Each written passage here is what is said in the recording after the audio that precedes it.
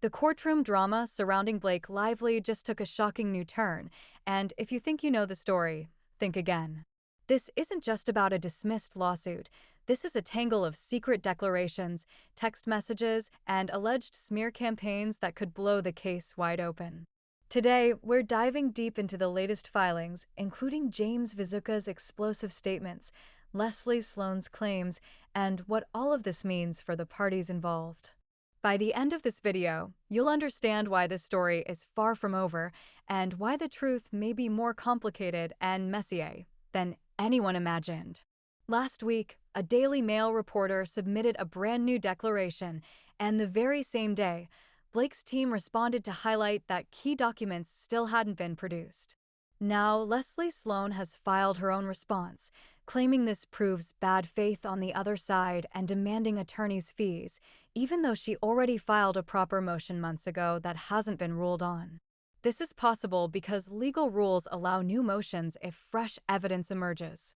The filings suggest some behind-the-scenes coordination with James Vizuka, which raises questions about why these declarations were timed as they were and whether they were intended more to pressure the court than to reveal new facts. At the heart of the filings are James Vizuka's messages, which some claim are the smoking gun proving misconduct. Allegedly, Leslie and her attorneys believe these texts confirm that Blake's team misrepresented what was said about alleged sexual assault claims. But the reality is far more layered. James had previously clarified that no such claims were made, yet these messages are now being used strategically to argue bad faith. It's an intricate chess game where timing, wording, and selective disclosure could dramatically affect credibility. And it's here that we begin to see how messy legal battles can become when communications are interpreted or misinterpreted after the fact. The judge previously dismissed the case not because someone misspoke, but because the complaint didn't demonstrate malice. Since Blake is a public figure, the burden of proof for intentional falsehoods is extremely high. The judge concluded that even if certain statements were made, Sloan acted in good faith based on her understanding at the time. This dismissal was not a ruling that the lawsuit was frivolous. It simply stated the legal standard for malice was not met. This distinction is key because now Sloan's team is attempting to argue that the case should be considered bad faith retroactively, a much tougher argument for any court to accept. What really complicates matters is the allegation that Sloan and her team were actively feeding negative narratives to the press, including the Daily Mail, prior to certain legal filings.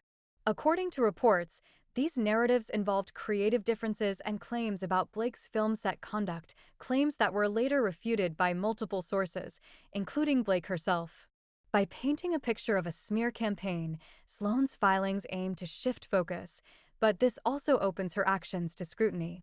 If the court sees evidence that narratives were being selectively shaped or leaked, it could impact credibility and legal strategy for everyone involved. Central to this controversy are the claims about creative control on Blake Lively's film. Allegedly, Justin Baldoni was portrayed as having restricted input on critical scenes, while Blake and others rewrote parts of the script to save the project. Yet insiders indicate that this narrative was distorted.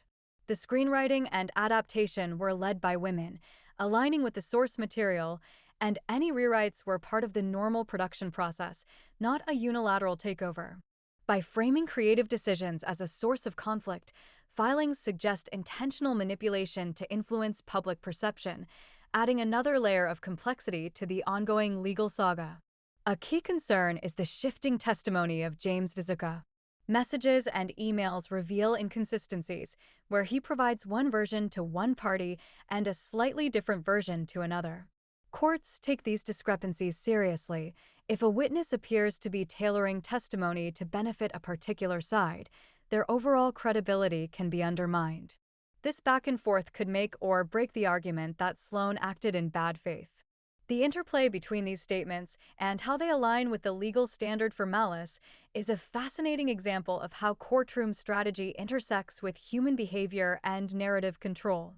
Sloan is pursuing attorney's fees aggressively, claiming that Wayfair and others deliberately concealed information to force her through costly and emotionally taxing litigation. Her argument hinges on demonstrating bad faith, which, as of now, hasn't been officially recognized by the court. However, by submitting the new declaration and emphasizing the alleged concealment of text dates and selective disclosure, her team hopes to tip the scales. This raises questions not just about the lawsuit itself, but about the strategic timing of filings and the broader financial and reputational stakes involved. Submitting new evidence also gives Wayfair's legal team the opportunity to counter. They can introduce supporting documents, clarify statements, and potentially challenge the credibility of witnesses. This could turn what Sloan views as a gotcha moment into a double-edged sword, exposing inconsistencies in her strategy and communications. When courts see evidence of narrative manipulation or selective disclosure, it may weaken her claim for fees or bad faith, demonstrating just how delicate and high-stakes legal maneuvering can be in complex celebrity lawsuits. Beyond the courtroom, social media amplifies every twist and turn. Fans and critics alike dissect filings, declarations, and media coverage, shaping public opinion in real time. While some argue that public scrutiny unfairly pressures parties, others contend that this transparency holds everyone accountable. This dynamic creates a feedback loop where legal strategy and public perception interact. Every leaked text, tweet, or post can influence how the case is viewed by the media and potentially even by jurors or judges in related proceedings. The involvement of the Daily Mail, various reporters, and selective leaks highlights a broader issue: the role of media in shaping legal narratives. Emails suggest that information was deliberately framed to create exclusives and generate public interest. While some might see this as savvy reporting, others view it as weaponizing sensitive details to create controversy.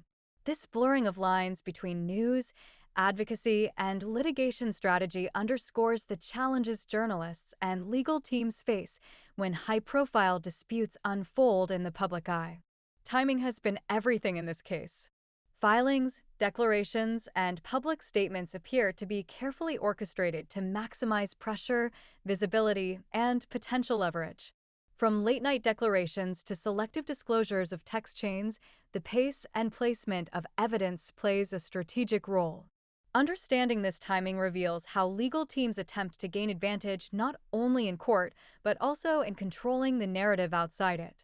The high-stakes interplay between strategy, timing, and optics shows how complex celebrity litigation can become. At its core, this dispute isn't just about legal maneuvering, it's about people navigating high-stakes conflicts under intense scrutiny. Emotions, reputation, and financial pressures intertwine with legal standards, creating a volatile mix. Witnesses and attorneys alike must balance credibility, truth, and strategy, knowing that every word could be scrutinized publicly. The drama we see in filings is amplified by human complexity, reminding us that behind every headline is a story of personal stakes, pressure, and high-risk decisions that shape the outcome far beyond the courtroom walls. So where does this leave us? The Blake Lively lawsuit is far from over, and the latest filings may not be the smoking gun some expect. They might even open the door for new counterarguments and revelations. What's clear is that celebrity lawsuits are never just about the law. They're about strategy, media influence, and the delicate balance between truth and perception. As this saga unfolds, one thing is certain: the courtroom drama, behind-the-scenes maneuvering, and public fascination will continue to make this one story you won't want to miss.